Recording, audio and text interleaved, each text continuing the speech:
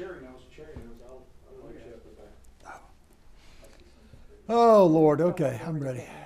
Well, so this will be a fun part, I think, because we pulled some things that we wanted you to respond to, some of the things that have aired on television during the time that you were away. Just wanted to see, I'm going to push play, and I can stop one, or I can let them all go. If I'm really guilty of this, then every other person in public office What? better look out, because I mean everybody's raising money and putting people on boards and commissions. Former Governor Siegelman still professing his innocence after being convicted of trading government favors. Somebody needs to pick out a new tie for the governor. Contributions went to Scrushy. We disagree with it, and we're very disappointed by it. Scrushy is guilty on 6 total counts: bribery, conspiracy, and 4 counts of mail fraud for arranging $500,000 in donations to Siegelman's campaign for a state lottery in exchange for a seat on a state hospital regulatory board. The jury convicted Siegelman on 7 counts, including bribery, conspiracy, mail fraud, and obstruction of justice. I seem to remember I that. hope it seems is that you shouldn't take bribes, you know, that you shouldn't trade on your office. The guilty verdict shocked former Siegelman attorney Doug Jones, who recused himself from the case after a scheduling conflict.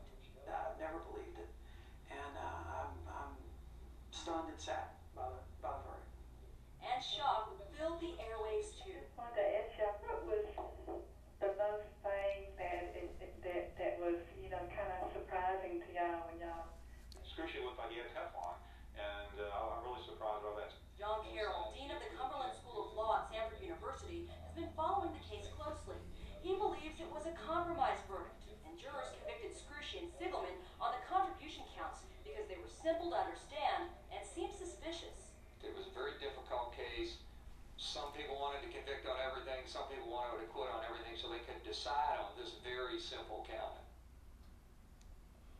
I want to stop there, because this will give us a chance really to dig into the past and dig more into this case and the things people didn't know about, things people didn't know were going on behind the scenes. What was going on with the jury at the time, what you guys have since learned. Well, you know, the misconduct of 2 of the jurors was raised after the trial, and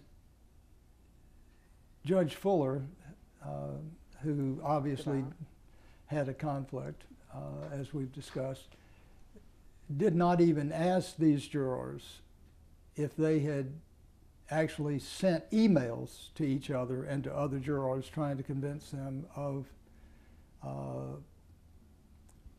our guilt. It was clearly an abuse of discretion by Judge Fuller. He should have asked those jurors, did you send emails to other jurors seeking a contribution? Were you prejudiced before you were selected? Because clearly from the emails that surfaced after the trial, this one juror, whom the jurors nicknamed Flipper because she did gymnastics in the jury room, it was clear that she was deeply prejudiced against me and Scrushy before she was selected as a juror. She should have never been on the jury. But it goes much further. I mean, she had an interest, an amorous interest in the one FBI agent who was sitting with the prosecutors. After she made an inquiry about his marital status, they moved this FBI agent as close as they possibly could to the jury box next to this woman. She was a juror who met with Louis Franklin after the trial because she was scared of what might be asked of her. And, you know, but the juror misconduct pales in comparison to the misconduct of the U.S. Attorney, Laura Canary, whose husband was running my campaign. She selected a person to run the investigation, Julia Weller, whose husband was Jeff Sessions' finance chair and had worked with Bill Pryor. Bill Pryor was Karl Rove's client and began the investigation and was working with Laura Canary. Laura Canary's husband, Bill Canary, came out of the Bush White House. It's interesting to note, I think, and it's probably wise for someone to say, well, why would Karl Rove be in Alabama? Why would he care what's going on with you? Well, after the '92 George Hubert Walker Bush defeat to Bill Clinton, Karl Rove and Billy Canary, who had worked together on that campaign, made a trip through Texas and then into Alabama, where they set up political shop to take over the Alabama Supreme Court. They devised a way to get business contributions through a political action committee where they would be paid for their work, and they set out to take over the Alabama Supreme Court. They both married Alabama girls. Karl Rove moved to the Gulf Coast, Rosemary Beach, and Billy Canary moved to Montgomery. And we had conflicts from the very beginning. I testified against their effort to steal their first election in 1994. It was a race between Sonny Hornsby, the Democratic incumbent Chief Justice, and the challenger, Perry Hooper Sr., a decent, wonderful, kind man, but basically they stole that election, and I tried to stop it as the incoming Lieutenant Governor and past Attorney General and Secretary of State. Now, that is not really the first stolen election, because I think we, on this note, have to talk about your last election, not the primary, but the Baldwin County fiasco, where a lot of people have said that election was stolen. Well, it's interesting that we hear a lot of national journalists now talking about the stealing of our democracy by Russian hackers. You know, they tried to get into 23 states, but is there any difference in an election that is stolen by Russian hackers and one that is stolen by an Alabama hacker in Baldwin County?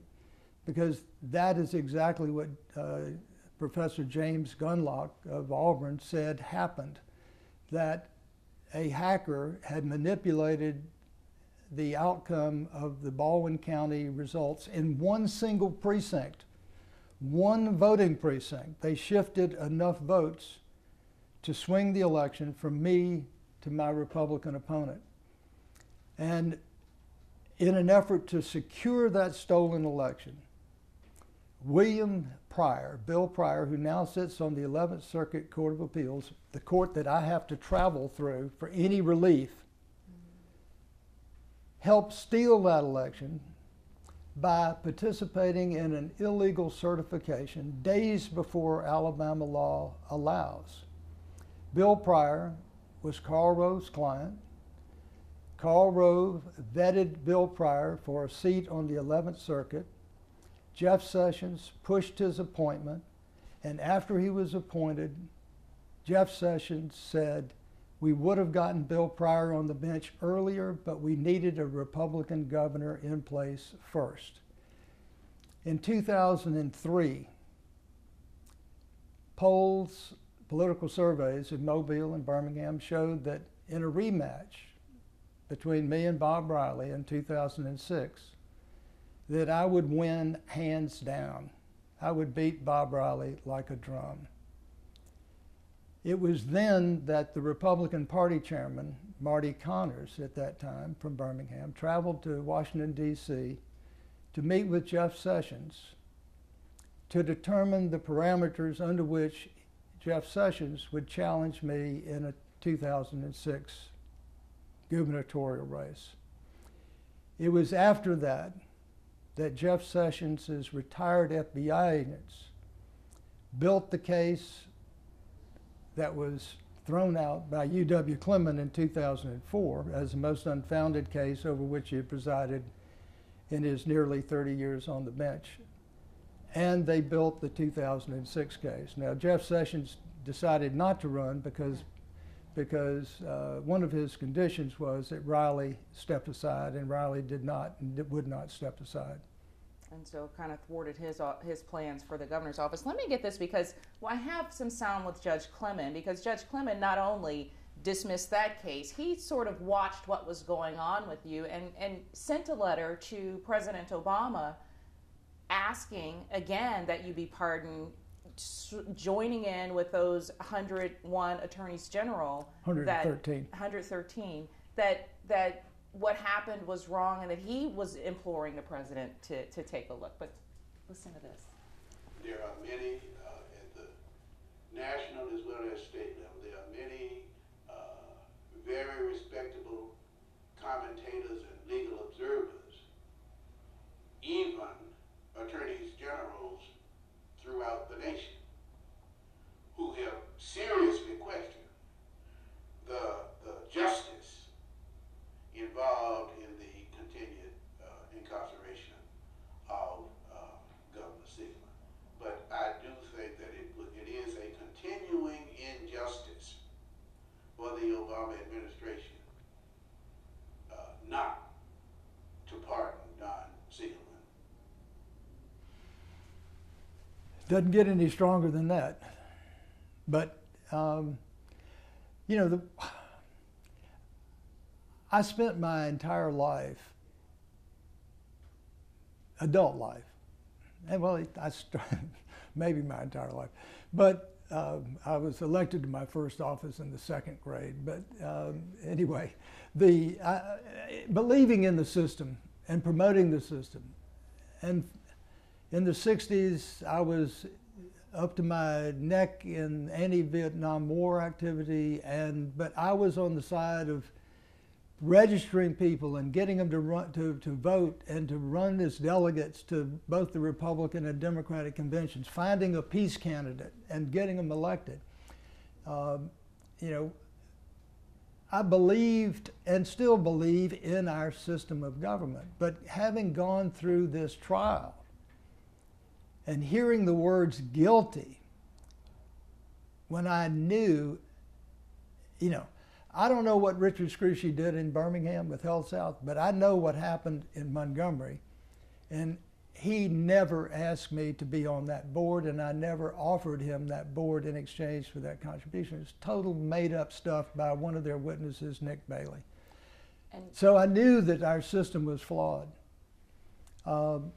And, you know, having gone through this process, and seeing and talking to so many inmates and hearing so many stories, it's given me an education that I guarantee you no law school in this country teaches.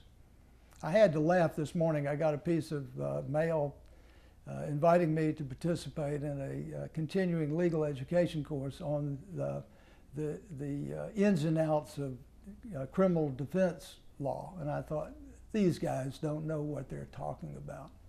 You know, if you really want to know what really happens and how it happens, read my upcoming book, The Theft of Democracy. So, you know,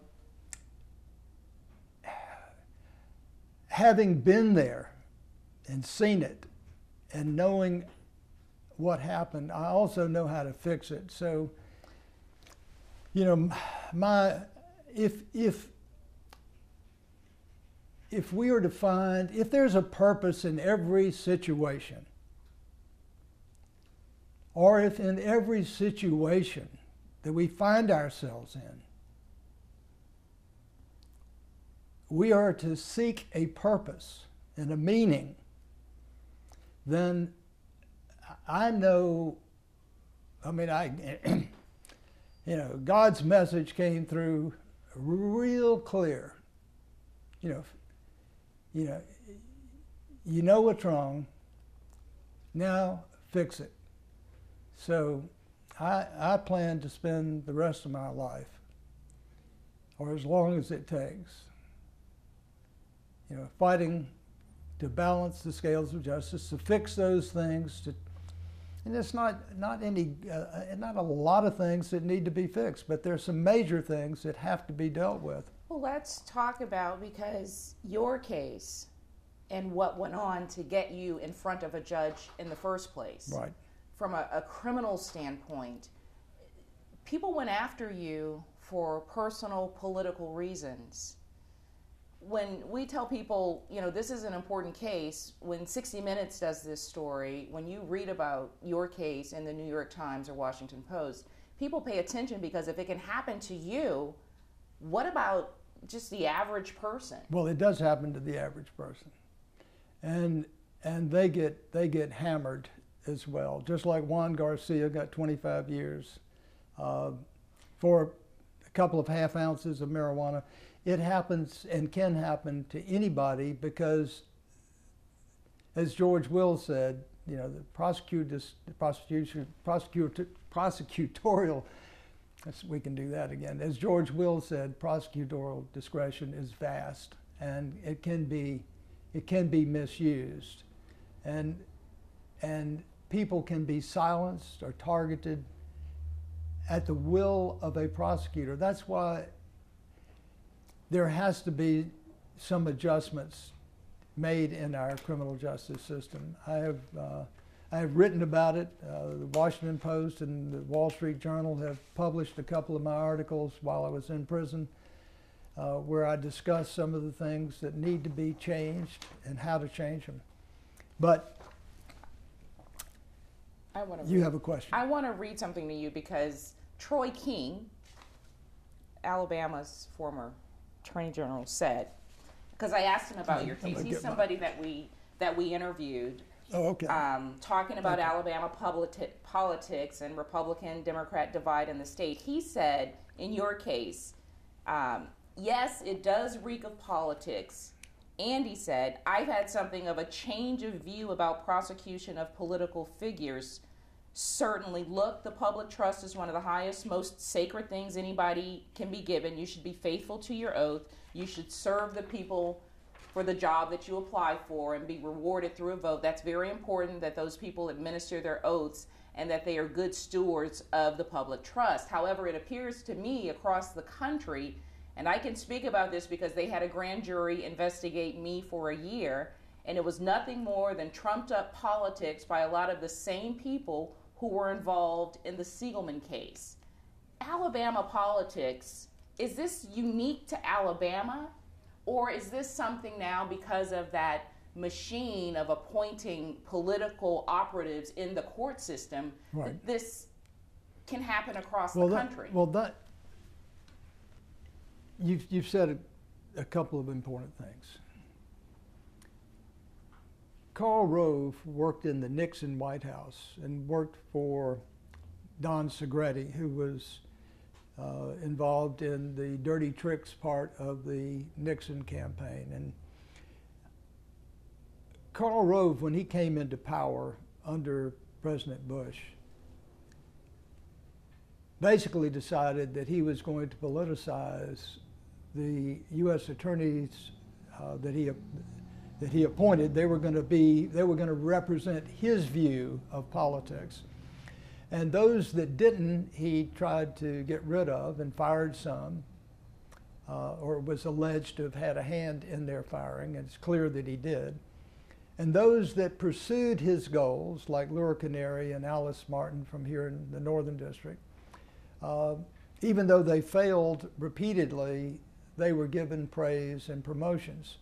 The danger in not holding people like Karl Rove and Laura Canary and others who abuse their power accountable is that it encourages others to do the same thing.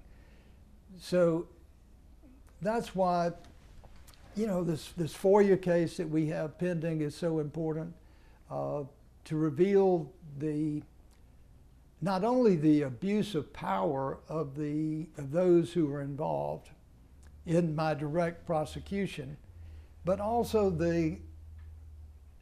the cover-up of their misconduct by those who were holding an umbrella of protection over them while they were misbehaving, while they were breaking the law, to prosecute me. Because the reality is all of those people are still in the judicial system. Except for one who passed away and who was very high up in the Department of Justice.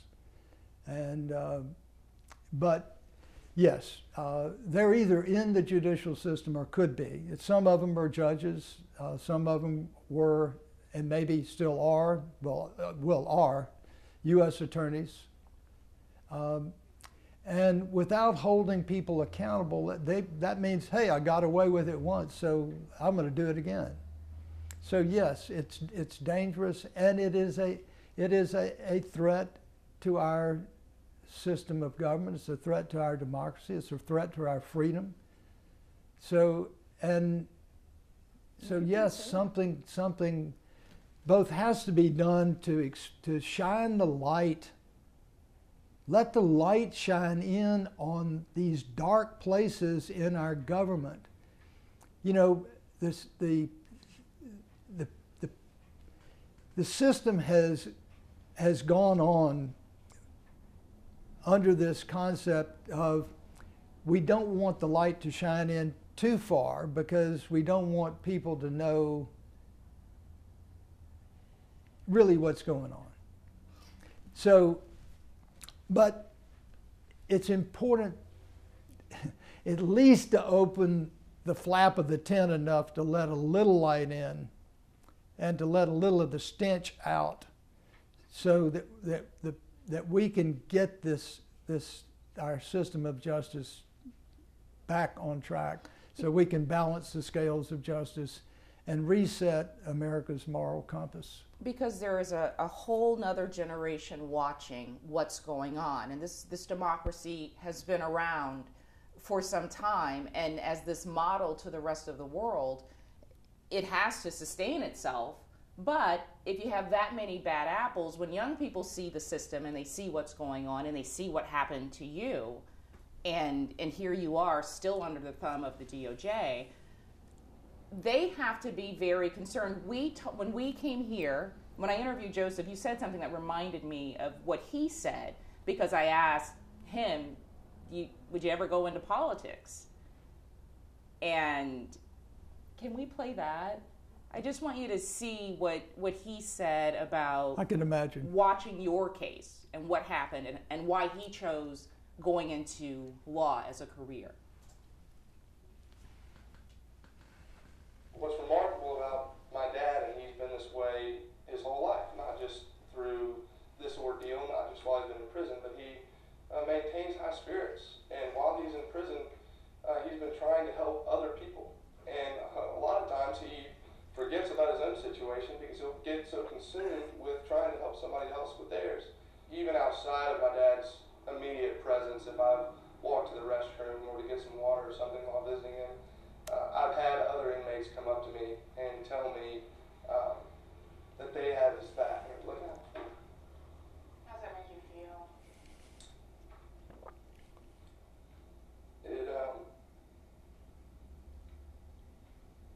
It makes me feel better.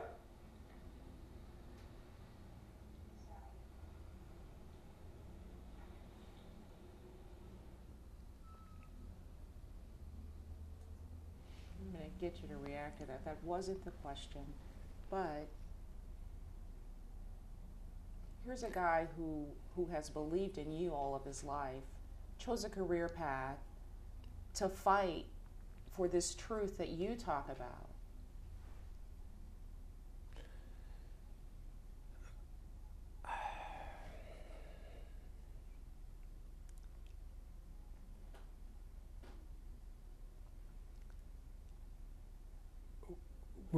We're fortunate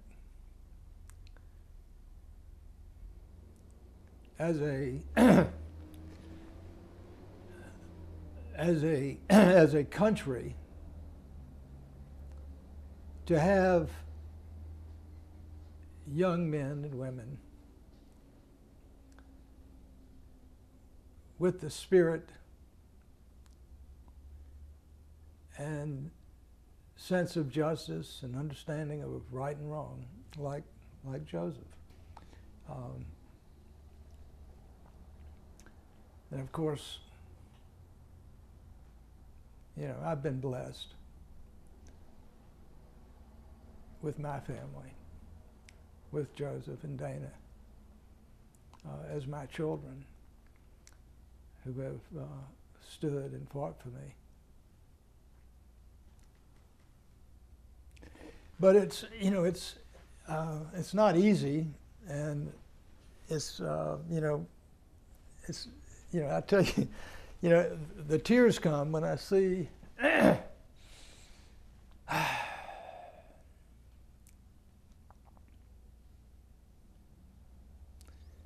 pain that this has caused my children